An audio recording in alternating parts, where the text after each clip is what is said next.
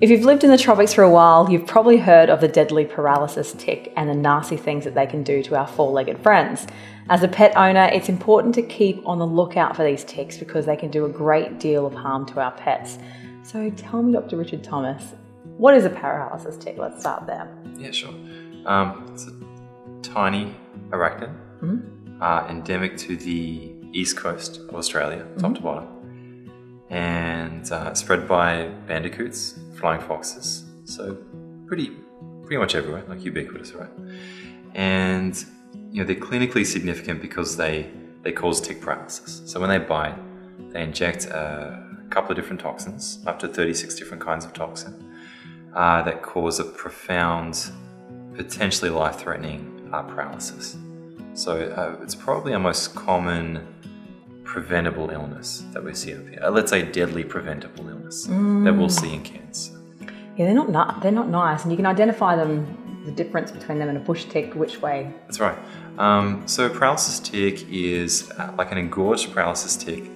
It's about the size of a sultana and smooth, with a smooth silver grey. It's got a carapace, like abdomen. Yep. Pretty distinct, yeah. Whereas the brown dog tick, brown. They've got like a pointy front too, don't they? They do. Yeah. Tiny little head. Yep. Yeah, they almost look like a little silver sultana sitting on the skin.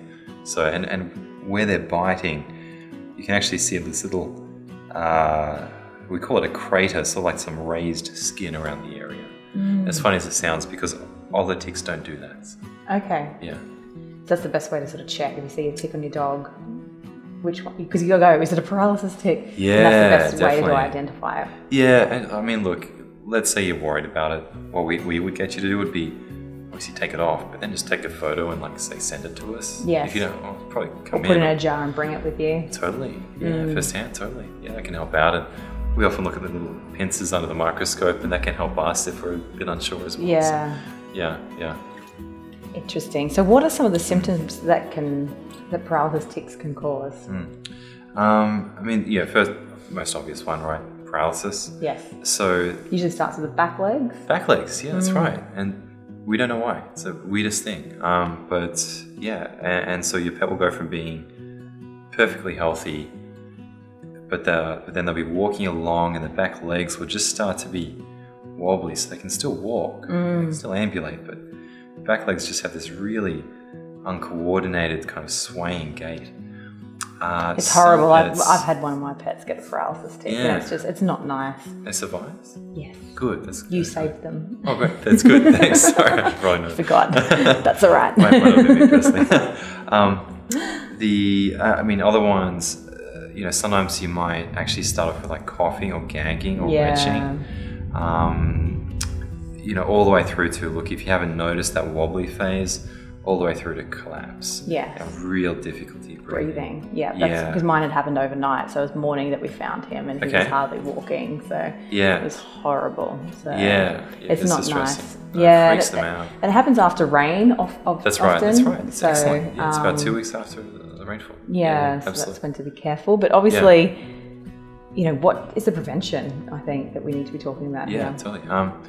So your best preventatives for dogs are going to be Simparica, which is a monthly tablet, NexGard, same thing, or NexGard Spectra, or Bravecto, which is either a 3-monthly tablet or 6-monthly spot on the back of the neck. They're all very effective. Yes. Extremely effective. In fact, with our clinic, I think we've had one breakdown of these products since they came out, which is almost like unheard of efficacy in terms of tick preventatives. Yeah, they're excellent. Yeah, because the Bravecto's a new one, isn't it? They're all pretty new. Yeah, the spot-on's the latest one, right? But the class of drug, the isoxazolines, 2 or 3 years I think they've been out. So, for now they're extremely effective. The reason I say for now is that ticks are animals. Probably some of them are going to adapt to these at some point. Yeah. For now, they're extremely effective, and there is no equivalent preventative in terms of how safe and effective. Yeah. So, what should we do then? Obviously, if you do find your pet in that state that that you suspect a paralysis tick. As in, like, if you just find a tick, or if they're symptomatic? Yep, symptomatic. Yeah, sure. Symptomatic, I'd probably take the food and water away straight away. I just take them to the vets. I mean, hey, look, there's a chance it's not a paralysis tick if you haven't found the tick. Yes. So sometimes for example, it's hard for them to find them. Very challenging. Yeah, totally. It's like a needle in a haystack. Yeah. You got like huskies, with a really thick coat, or cattle dogs. It's really hard to find. But there are still some diseases that will mimic paralysis tick. Certain spinal diseases, certain encephalopathies, that sort of thing, can look very similar. So it's not necessarily always a paralysis tick if they've got paralysis, but it's certainly very high on the list, if not the highest thing. So go straight to the vets. Yep. So let's and you're open 24 hours a day, so like after our calls and things like that. If we're closed, you just call us up. And wake up, Dr. Richard. That's what we're here for. That's a true emergency, though. That's not a rubbish call. That's not. Hey, I found this dog on the side of the street. We had this discussion. So go down to the vets, and let's say we do find out it is a paralysis tick. The cornerstone of therapy is anti-venom administration, and so we actually give the antidote to the toxin. So we remove the tick, give the antidote to the toxin, and after that it's largely supportive care. So it's fluid therapy, it's keep them comfortable, hydrated, often antibiotics to stop them from developing pneumonia if they inhale anything they've regurgitated. We'll give them drugs to reduce the risk of regurgitation.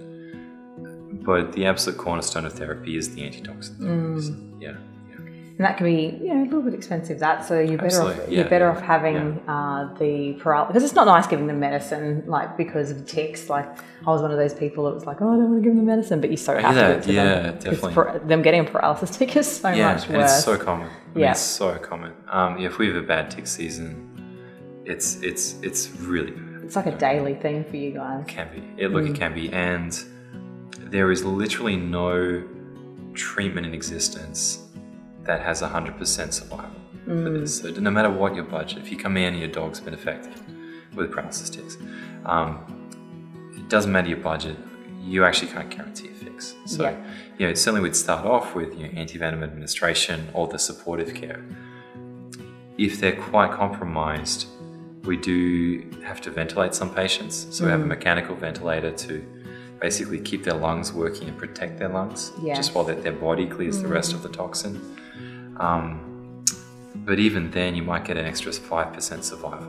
And it's not 100%. No. So prevention is so much better. So much better. Absolutely. Look, if you were to pick any preventative in Cairns, over vaccine. I mean, I don't want to talk you out of vaccinations and heartworm and all that sort of thing. You choose tick paralysis prevention as your number one. If you're on a strict budget, that's the first thing you've got to take care of. I'd say it's not shouldn't be negotiable. Love it. Well, there you have it. Paralysis ticks are very common in this area of the world, so it's vital to check your pet's fur on a daily basis. Even if you are giving them those preventative measures, you still need to check them. If you do find something that looks like a tick, even if you are unsure, it's better to be safe rather than sorry, and Cairns Vets are available 24 hours a day, so to be sure to take your pet to Cairns Vets if you suspect a tick or if you'd like some expert advice on how to keep these horrible critters at bay.